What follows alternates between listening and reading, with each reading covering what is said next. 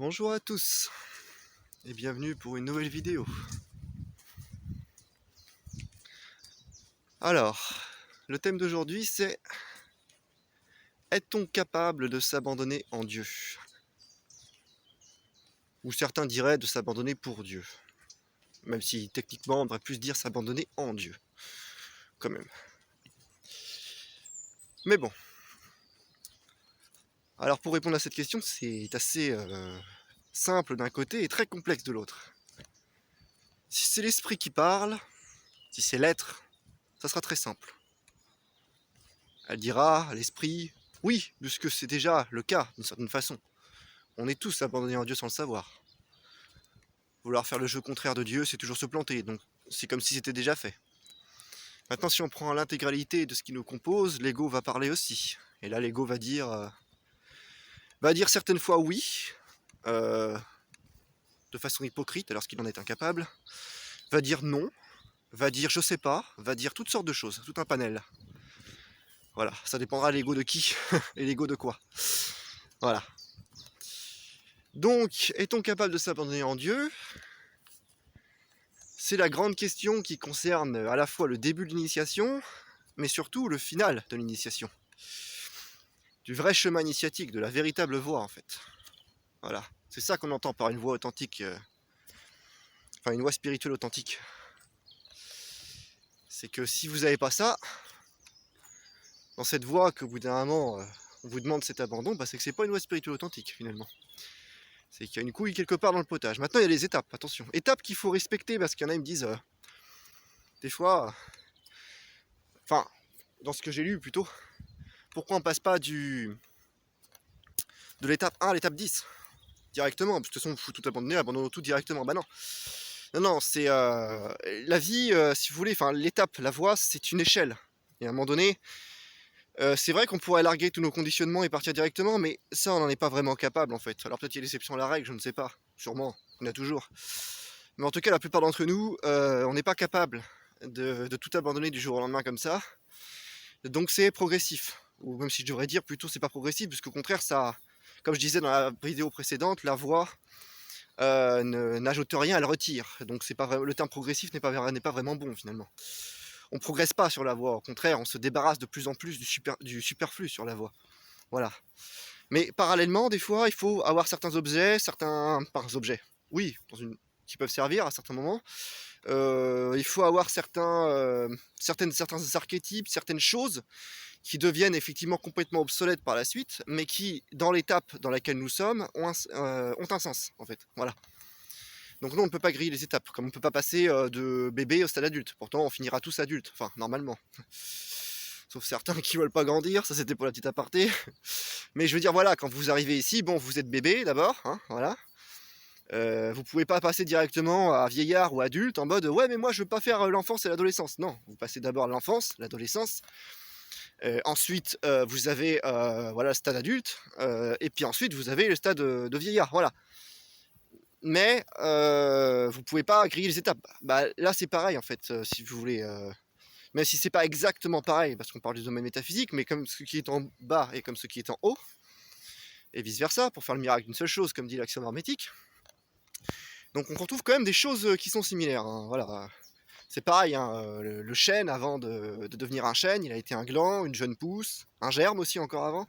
Voilà, bref, vous voyez. Du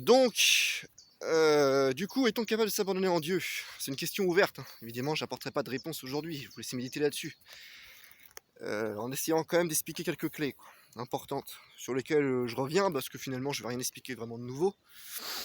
Ce que j'ai déjà dit avant. Raison pour laquelle d'ailleurs je vais même hésiter à poster cette vidéo, on verra bien si je le fais ou pas. Mais en fin de compte, c'est surtout l'amour de la forme qui nous met le véritable obstacle sur la voie en fait. Parce qu'il y a des obstacles sur la voie, on en a tous, on en a certains des différents d'ailleurs. Même si on retrouve souvent les mêmes sous différentes formes là encore. Mais ce qui nous fout dedans la plupart du temps, si vous me permettez le terme, c'est qu'on a une forme, un stade qu'on aime beaucoup dans l'initiation qu'on a passé, et on en fait une finalité en fait. Je vais prendre des exemples concrets comme ça illustrera mon propos.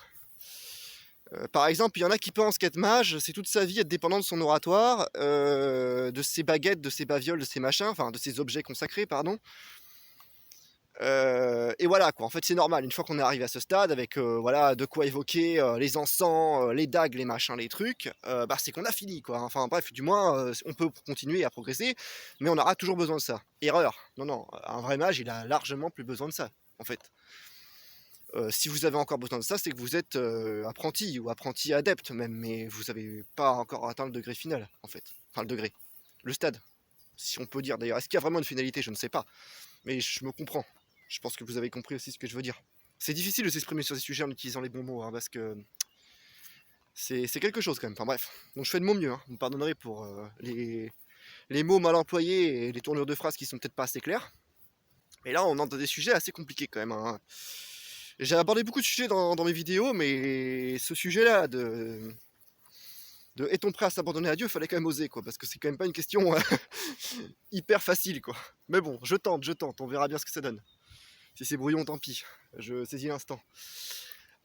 Du coup, j'en étais où? Voilà, donc oui, donc le mage qui est tout le temps dépendant de ses baguettes, de ses machins, de ses trucs, et qui s'arrête là et qui se contente de ça, bah, il a freiné sur la voie en fait, il n'a pas progressé quoi. Parce que si techniquement vous n'avez pas besoin toute votre vie d'un oratoire, d'une église ou même quoi que ce soit en fait, je dirais à un moment donné, ça c'est des choses qui sont une étape sur la voie, qui seront peut-être utiles à des gens qui sont juste des fidèles, croyants.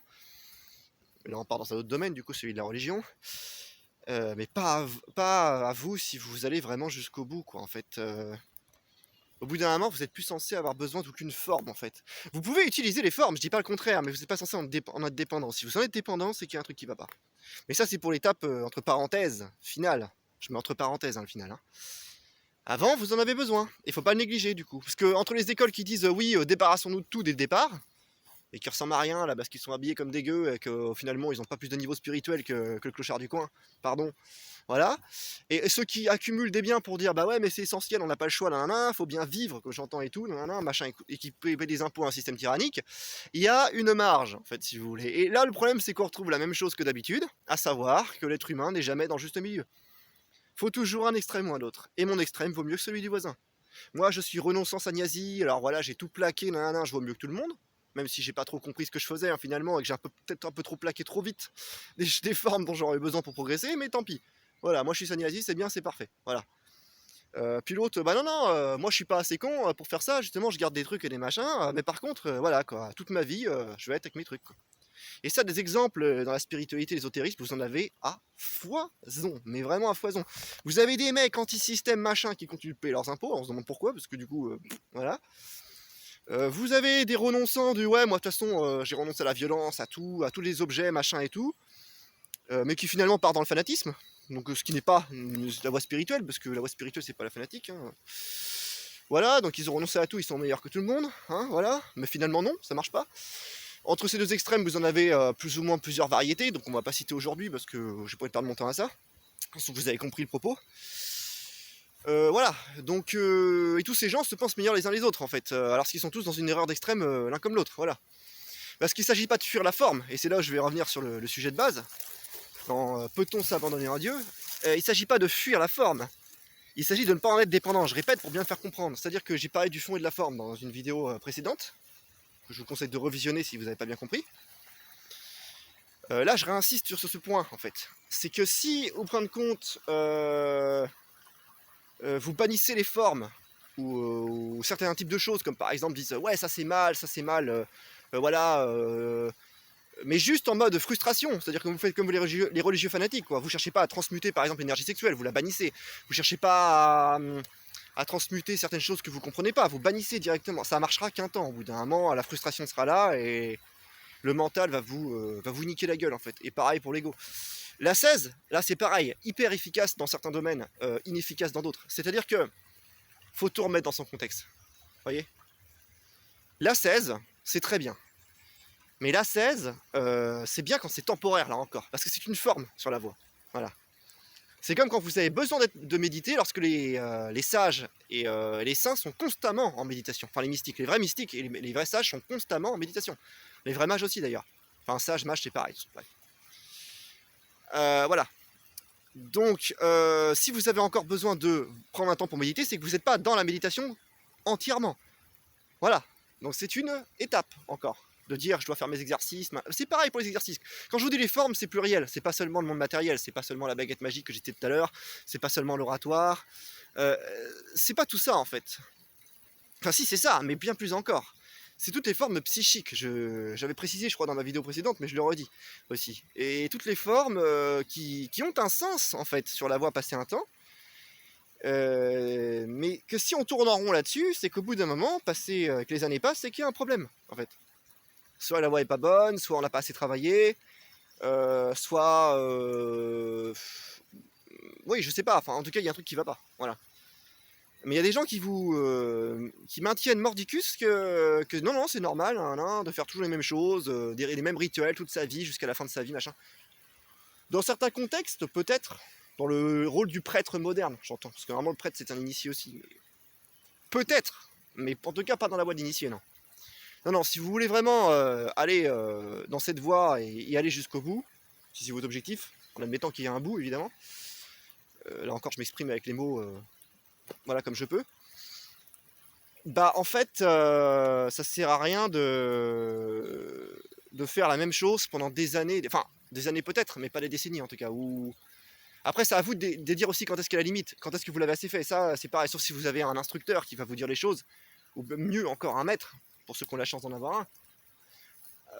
Mais après sinon ça sera à vous de jauger. Et puis même le maître des fois il va vous laisser vous démerder un petit peu en mode bah mon coco vas-y toi, regarde aussi quoi ce que tu fais, ton travail, sois capable de juger toi-même ton travail. Le principe du maître c'est pas de vous rendre dépendant là encore, c'est la différence avec les gourous en carton, c'est que lui il va vous rendre indépendant, et pour vous rendre indépendant bah il faut qu'au bout d'un moment vous sachiez vous-même vous juger en fait, vous jaugez, être dans le discernement aussi bien à l'extérieur qu'à l'intérieur quoi, de vous-même. Et à partir de ce moment-là vous savez ce que vous faites en fait, et pourquoi vous le faites. Voilà, et là ça a un sens. Donc il ne s'agit pas de bannir les formes, attention. Il s'agit de les utiliser au service de Dieu, comme on dit, aussi bien le Dieu, aussi bien en termes d'extérieur que d'intérieur à soi. Bon, Dieu n'est pas définissable, je vais pas tenter un truc là-dessus, ça servira à rien. Mais Dieu au sens général du terme, pour servir en tout cas le divin, aussi bien en soi qu'à l'extérieur, il faut, du coup, faire preuve de discernement et avoir cet instinct passer une étape, là encore ça vient pas tout de suite, d'utiliser les formes, voilà, dans notre monde pour un usage particulier et temporaire, j'entends. Voilà, évidemment. Tiens, c'est joli ça, faire une petite pause là. Hop. Donc en fait, l'essentiel à retenir, finalement c'est plus un complément de vidéo qu'une vidéo que je fais là, parce que ça je l'avais déjà dit, c'est que pour être prêt à s'abandonner à Dieu, il ne s'agit pas de bannir quoi que ce soit. Il s'agit de tout utiliser avec sa volonté, que ta volonté soit faite et non la mienne. C'est une prière, ça. Bon, assez connu. Pourquoi on dit ça? Ta volonté. Parce que de toute façon, il n'y a que sa volonté qui existe finalement. Le reste, c'est du chiquet. Alors oui, il y a ça, on va me dire, il y a bien un libre arbitre et tout. Oui, je vais pas discuter là-dessus 3 heures. Je me comprends. Je crois que je me suis déjà exprimé sur ce sujet en plus. Je sais plus. Bref. Mais techniquement, tout va avec lui, en fait. Parce que aller contre lui, ça reste assez chimérique, en fait. Donc vous allez me dire, dans ces cas-là, à quoi bon faire l'initiation? Parce qu'on va tous vers lui. Bah, en fait, il y a ceux qui vont vers le divin inconsciemment, qui font son jeu inconsciemment, et ceux qui le font consciemment, en fait. Moi, je pense, sans vous l'affirmer pour autant, que c'est ce que je peux en conclure de mon expérience. Maintenant, peut-être que je me trompe, attention. Je dis pas que j'ai la vérité pour le coup. Donc à vous de méditer le sujet et de faire vos recherches. Et votre travail surtout intérieur. Parce que là, les recherches, elles auront vite leurs limites quand même. Mais moi je pense que c'est ça en fait. Je pense que finalement, il n'y a rien dans le monde qui peut pas faire qui peut aller contre la volonté de Dieu. Mais il y a des choses qui peuvent avoir l'illusion d'y aller. Comme les athées, comme certaines forces du mal. Passer un temps, et encore, certaines forces du mal sont beaucoup moins bêtes qu'on ne le pense.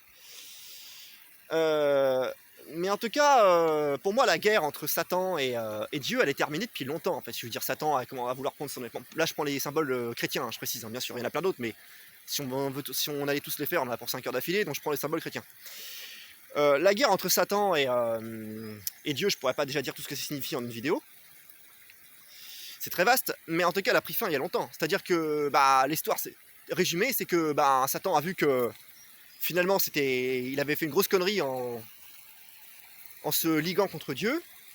Et quand il y est revenu, entre parenthèses, ou du moins quand il a dit donne-moi un autre rôle à Dieu, Dieu lui a donné le rôle du tentateur, en fait. Voilà. Mais Satan, ça fait longtemps qu'il travaille pour Dieu, en fait. Je veux dire, maintenant, c'est clair. Alors, ses adeptes, peut-être pas, parce qu'ils sont assez cons pour croire qu'ils peuvent aller contre le divin, ou le remplacer, ou le substituer à lui, ou devenir des dieux. Comme d'ailleurs l'a fait lui-même. En fait, Samaël pousse ni plus ni moins certains humains à faire la même erreur qu'il a faite à une époque, pour qu'ils se retrouvent dans le même état. Mais lui, il y a longtemps qu'il a compris la sienne. Parce que, Jésus a déjà dit quand même qu'il a vu Satan tomber du ciel comme la foudre. La chute de Satan, elle a déjà été faite depuis longtemps, je veux dire. Alors maintenant, il a été recyclé, il est passé d'un ange qui avait un rôle à cette entité assez connue pour être la force, soit adoptée, entre parenthèses, enfin toujours adoptée, mais aussi à l'extérieur, on peut dire la force dissolvante, involutif. Voilà. On appelle souvent le mal. Moi, je n'aime pas trop ce terme-là, parce que le bien et le mal, c'est... Oui, alors, sur un certain plan, ça passe. Dès qu'on s'élève un peu, ça passe plus, quoi. Il n'y a pas de bien et de mal, il y a des causes et des effets. Bref. Voilà. Je vais pas tergiverser là-dessus, je me suis déjà exprimé, je pense, aussi, à ce sujet. Donc, au final, cette guerre, il y a longtemps qu'elle a pris fin, je veux dire. Sauf pour certains qui se pensent encore, voilà. Ce qu'il faut maintenant, c'est que ceux qui veulent aller du côté du divin choisissent d'y aller en conscience, et les autres, ils iront, je vais dire, en inconscience. Et c'est vrai qu'il y a une sacrée différence, en fait. Ça, je vais pas vous mentir, quand même.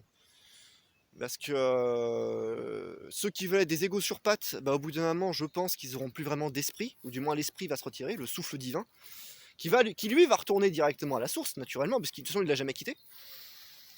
Mais par contre, le reste, l'ego, tout ça, badaboum, quoi. Donc, au final, oui, il y a quand même une sacrée différence entre aller vers le divin consciemment et servir le divin, on va dire, dans un rôle, dans un jeu, la lila, l'illusion, comme appellent ça les hindous, inconsciemment. C'est quand même pas la même chose, quoi. C'est-à-dire que si vous êtes pro, par exemple, moi je sais pas, d'une vie d'athée, de sataniste ou tout ça, inconsciemment, il va vous mettre en relation avec des gens, enfin bref, il va y avoir tout un enchaînement de cause à effet qui fait que ça va avoir un sens. Donc, inconsciemment, vous servez le divin, mais inconsciemment. Et par contre, les tollés que vous allez prendre, ça n'enlève rien à vos actes négatifs, ça n'enlève rien aux conséquences de vos actes, loin de là. C'est comme si vous voulez, en fait, vous êtes dans le royaume d'un grand roi, en fait, pour la métaphore, hein. Vulgaire, vous me pardonnerez, mais pour illustrer mon propos, je vais tenter. Et puis en fait, vous pouvez rien faire d'autre que de suivre deux types de règles de ce roi. Soit les règles officielles, on va dire c'est ce que c'est de faire les initiés en remontant de plus en plus vers Dieu, en épurant la merde, voilà, et en apprenant à contrôler leur ego et patati patata. Soit les règles non officielles. Et les règles non officielles, mais qui sont quand même les règles du roi, c'est en mode faites ce que vous voulez, mais assumez-en les conséquences. Voilà. Pour résumer, hein, bien sûr. Donc on va dire que la plupart des gens, c'est sûr qu'ils vivent avec les règles non officielles, mais ils sont quand même dans le royaume du roi, parce que comment vous voulez vous émanciper du royaume de Dieu, parce que tout est de Dieu? C'est complètement con. Quand j'entends les satanistes me dire oui, je vais aller dans d'autres dimensions et tout, mais même la dimension mais tu peux trouver l'enfer le plus profond du trou du cul de l'univers, mon ami. Ça appartiendra quand même au divin, en fait. C'est dit, le Christ est régné au ciel, sur la terre comme en enfer, en fait. Enfin, et c'est pareil pour les autres maîtres. Enfin, je veux dire, qu'est-ce qu'ils comprennent pas avec ça, en fait, encore ces gens-là? Enfin, je pense qu'ils ont un parcours à faire. Ne jugeons pas aussi, parce que c'est pareil. Bon, j'ai eu mon temps aussi. Mais au final, une fois qu'on a ouvert les yeux, c'est assez simple, quoi. Je veux dire, c'est clair comme de l'eau de roche, quoi. Il y a un moment donné, s'émanciper de Dieu, alors que tout est de Dieu et que tout est en Dieu, d'une certaine façon, je vois pas comment c'est possible, en fait, techniquement.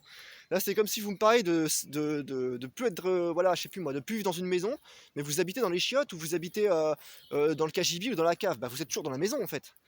Bon, là, c'est pareil, vous pouvez pas sortir de ça, en fait. C'est pas, là, il s'agit pas d'un dieu du panthéisme, de merde, je sais pas quoi, en fait.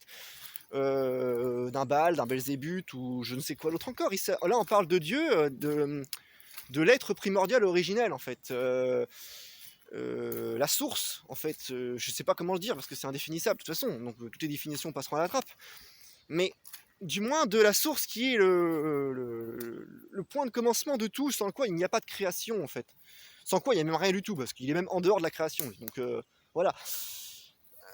Donc pour sortir de ça, bon courage en fait, hein. Moi je vous le dis, bon courage. Maintenant il y en a qui pensent avoir un ego suffisamment grand pour le faire, grand bien leur face. Et puis il y en a c'est pareil qui pensent que les autres sont tous hors de Dieu. Enfin cette vision aussi c'est pareil, moi je l'ai encore avec mon ego étriqué parfois, je travaille. Mais il n'y a rien qui puisse être hors de Dieu. Oui, bien sûr, vous avez raison de dire, par exemple, le New Age c'est de la merde, si c'est pourri. Oui, il faut dénoncer certaines choses, mais prenez bien en compte que tout t'es en Dieu, en fait. Je dis pas que tout travaille pour Dieu, enfin, quoi que si, même inconsciemment.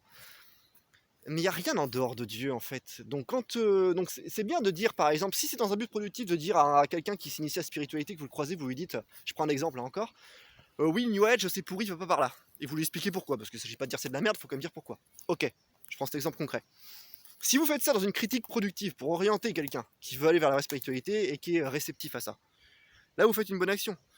Maintenant, si vous vous acharnez à taper sur le New Age tous les jours avec des vidéos pour dire c'est de la merde, et qu'au final vous voulez juste ouais je vais faire la guerre pour que ça soit détruit, si le divin le veut un jour, pourquoi pas, faites sa volonté. Mais peut-être qu'il n'y aura même pas besoin en fait. Enfin, vous voyez, c'est la différence entre les acharnés de la spiritualité qui s'inventent toujours des super missions là, voilà. Alors ce que je peux vous dire que quand vous en avez vraiment une mission, ou plutôt j'appellerais ça un devoir parce que le terme mission ça fait un peu voilà quoi, j'aime pas trop. Je peux vous assurer qu'elle vous arrive dans la gueule en fait, cette mission. Moi je l'ai, enfin ce devoir il vous arrive dans la gueule. Alors oui vous pouvez le refuser, par contre ce serait très mal vu, entre parenthèses. Enfin, c'est dommage pour vous plutôt. C'est dommage pour vous. Parce que si vous le faites pas, vous loupez une manière de progresser. Et ça n'attend pas. Ça vous dira pas forcément une date, un jour, une heure. Ça vous arrive sur le coin de la tronche, et là je parle par expérience. Si vous l'avez, c'est maintenant en fait. Voilà. Ou c'est dans le jour qui vient, mais en tout cas, vous n'avez pas un petit planning à l'avance quoi. Donc ceux qui ont des missions prévues pour dans, je sais pas moi, dans 2 mois ou dans 10 ans pour sauver l'univers ou je sais pas quelle connerie, bon, soit vous êtes une exception à la règle, soit il y a un truc qui va pas. Là encore. Non, moi je peux vous dire que quand vous avez des étapes à passer, des devoirs sur la voie à faire, et que le divin que veut que vous les fassiez, il sait très bien se faire comprendre, il n'a pas besoin de pseudo-cartes, de pseudo-new age, de pseudo-astrologie en carton, je ne sais quoi d'autre encore. Ça vient, c'est tout de suite, c'est concret. Il n'y a pas de problème. Voilà. Et vous n'aurez pas la visite d'un ange à chaque fois, hein, je vous le dis. Hein. Faut pas non plus trop rêver, quoi. Bref. Là encore, non pas que ça soit improbable, mais c'est quand même pas tous les jours, quoi. Bon. Du coup, pour se concentrer sur le sujet. Peut-on s'abandonner en Dieu? Et pour répondre à cette question, il n'y a pas 36 solutions. Faut faire la voie. Mais je vais quand même pas terminer là-dessus. Moi, je vous dirais, posez-vous souvent la question. Parce que c'est vrai que des fois, on a tendance à un peu péter plus haut que notre cul parce qu'on a passé certaines étapes. Et au final, on se rend compte qu'on n'est peut-être pas si détaché qu'on le pense, en fait. Voilà. Que ce soit face à la mort, face aux objets, face aux êtres qui nous entourent, en fait. Donc je terminerai en vous disant que le jour où vous pourrez vous abandonner en Dieu, c'est sûrement le jour où vous pourrez dire « Oui, je peux être avec toutes ces choses autour de moi, mais je ne cherche à en avoir aucune. » Parce que être, vous pouvez utiliser tout ce qui est autour de vous. Enfin, utiliser, c'est même plus le terme à ce moment-là. Vous pouvez plutôt, même pas en jouir ni l'utiliser, vous pouvez être avec ces choses. Je vais en rester là parce que je vois pas comment je pourrais dire autrement. Vous pouvez être avec ces choses. Mais vous ne vous identifiez pas à ces choses, qu'elles soient psychiques, physiques, que ce soit les êtres qui vous entourent. À partir de ce moment-là, il n'y a plus de ma moto, mon oratoire, mon fils, ma femme. Non, non. Vous êtes avec les choses du monde, mais vous n'êtes pas attaché aux choses du monde, en fait. Vous voyez? Et c'est là, à ce moment-là, que vous pourrez dire, là, je suis abandonné en Dieu. Et abandonné en Dieu, ça ne veut pas dire, je fais encore une petite précision, parce que sinon, faire attention aujourd'hui sur les énergumènes sur lesquels on tombe, ça veut pas dire faire n'importe quoi et jouer à pile ou face comme j'ai vu certains quoi, le faire. C'est-à-dire, ouais, là, je vais monter à 330 sur l'autoroute, et puis, je m'abandonne à Dieu, quoi. On verra bien, quoi. Ouais, tu ne tenteras point ton Dieu, hein, disait Jésus. Bon, voilà, non, ça veut pas dire tenter le diable, en fait. Non, s'abandonner en Dieu, c'est pas ça. Ça veut dire faire des choses de façon à ne plus être attaché. Voilà. Mais ça veut pas dire négliger sa famille, ça veut pas dire négliger son corps, ça veut pas dire négliger quoi que ce soit autour de vous, en fait. Par exemple, vous aiderez, ça va vous paraître contradictoire ce que je vais vous dire, mais vous serez bien plus à même d'aider un être si vous n'y êtes pas attaché, en fait. Parce que de une, vous n'aurez pas le stress de perdre cette personne. De deux, vous n'agirez pas pour vous-même, en fait. Comme dans le karma yoga, vous agirez parce que, voilà, vous êtes tombé sur cette situation à ce moment-là. Vous voulez servir la vie, vous aidez la personne. Voilà, mais c'est Dieu qui fait le truc à travers vous, en fait. C'est aussi ça, s'abandonner en Dieu. Vous reconnaissez même pas que c'est vous qui faites l'action. Vous voyez? C'est ça, s'abandonner en Dieu. Et encore, là, j'en donne des exemples très résumés. C'est bien plus vaste que ça, hein. À mon petit niveau, à mon humble niveau, je peux pas faire mieux, hein. Mais je peux vous assurer qu'à mon avis, ça va être plus vaste que ça. C'est plus vaste et tellement simple, en fait. Et je terminerai là-dessus. Il y a un truc que je dis souvent, qui est très pertinent pour le coup, c'est que c'est tellement simple de s'abandonner en Dieu qu'on est trop complexe pour le faire. Et cette complexité, elle vient d'où? Eh ben, elle vient de notre éducation, de notre mental et de notre ego, en fait. Voilà. Et nos conditionnements. Tout simplement. C'est là qu'elle vient cette complexité, en fait. La simplicité, elle est là, en fait, à l'état primordial, depuis le début. Et elle n'a pas bougé d'une certaine façon. Même si là, c'est pareil, on pourrait débattre. Je vais pas lancer un nouveau sujet. Mais en tout cas, l'éveil, c'est pas un nouvel état, c'est redécouvrir l'état de base. Maintenant, l'éveil, pour moi, c'est pas la finalité. Il y en a qui disent que si, moi, je pense que non. Voilà. Mais en tout cas, c'est une étape importante. Ça, c'est non négligeable, c'est sûr. Mais c'est pareil maintenant, si vous voulez aller vers l'éveil pour avoir l'éveil, vous ne l'aurez pas. Il faut être l'éveil. Il faut être l'éveillé, j'ai envie de dire. Il ne faut pas chercher à capturer l'éveil. Ouais, c'est ça notre problème. Je dis bien notre problème parce que je suis bien concerné aussi. C'est qu'on veut avoir avant d'être, et même quand on prétend hypocritement vouloir être avant d'avoir. Je l'ai fait ce coup-là, je le connais, hein. Je me suis raconté des histoires aussi. Vous voyez, d'habitude je suis plutôt quelqu'un de terre à terre, de franc et d'introspectif sur moi-même, et même là, cette histoire-là, je me la suis faite aussi. Non, non, je veux pas avoir, je veux... Ouais, c'est ça, mon cul est du poulet. Arrête, tu vois bien que tu essaies de capturer un truc là. Donc, non, faut pas capturer l'éveil, en fait, faut l'être. Et c'est toute la complexité à comprendre parce qu'on est tellement habitué à prendre, vous voyez. Vraiment, moi je vais vous mettre ma main parce que c'est ça, quoi. Vous voyez, paf, c'est ça en fait qu'on fait souvent. Il n'y a pas d'autre exemple plus parlant que ça. Avec tout, mon fils, ma femme, mon appartement, mes fringues, mes acquis, voilà, mon érudition, mon savoir, tout le temps, comme ça. Alors que l'éveil, c'est ça. Ou ça, si vous préférez. Ça parlera peut-être à certains aussi. Ah, il y a là le problème. Je finirai là-dessus en fait. Je crois que tout est dit, parce que des fois les images parlent plus que les mots. Pardon. Voilà. Pour le reste, bah, bonne méditation pour ceux qui méditent. Bonne continuation pour ceux qui sont venus dans ce monde. Et puis peut-être à une prochaine pour une prochaine vidéo. Que Dieu vous garde et que la Sainte Mère vous guide. Amen.